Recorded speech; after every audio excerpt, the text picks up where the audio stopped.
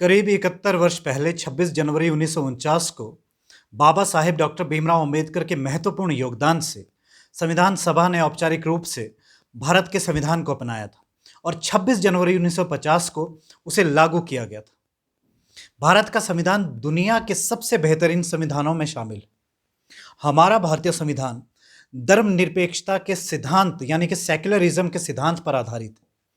भारतीय संविधान अपने नागरिकों को उसकी धार्मिक, जातीय और पैदाइश यानी कि ओरिजिन को नजरअंदाज करके सबको बराबरी का हक देता है।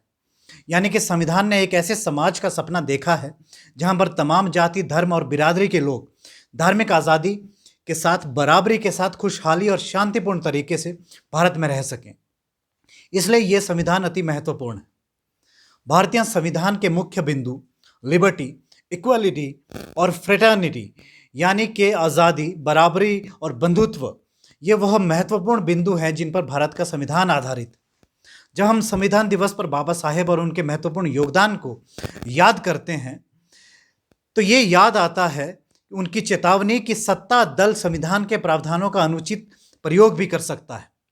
और कुछ ऐसी ही परिस्थिति बनी हुई है जब से ये सत्तारूढ़ बीजेपी की सरकार सत्ता में आई है और ये संविधान की मूल भावनाओं के साथ खिलवाड़ कर रही है, उनके प्रावधानों का दुरुपयोग कर रही है।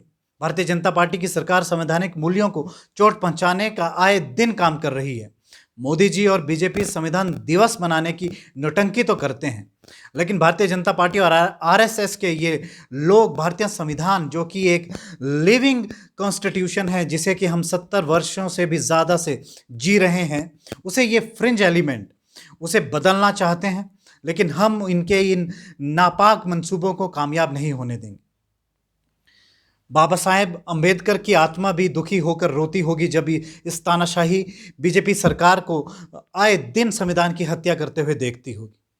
मोदी सरकार ने विगत सालों में विपक्षी सरकारों को गिराकर और राज्यपाल की शक्तियों का दुरुपयोग कर गोवा, अरुणाचल प्रदेश, मणिपुर, मेघालय, कर्नाटक या महाराष्ट्र जैसे राज्य में सरकारें बनाकर या बनाने की साजिश रचकर भारतीय संविधान की हत्या करने की कोशिश की।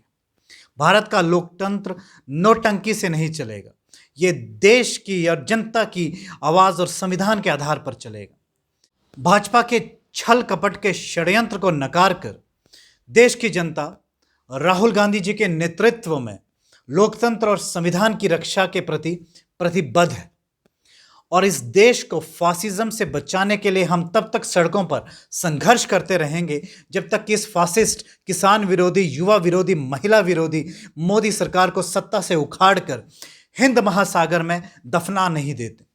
जय हिंद।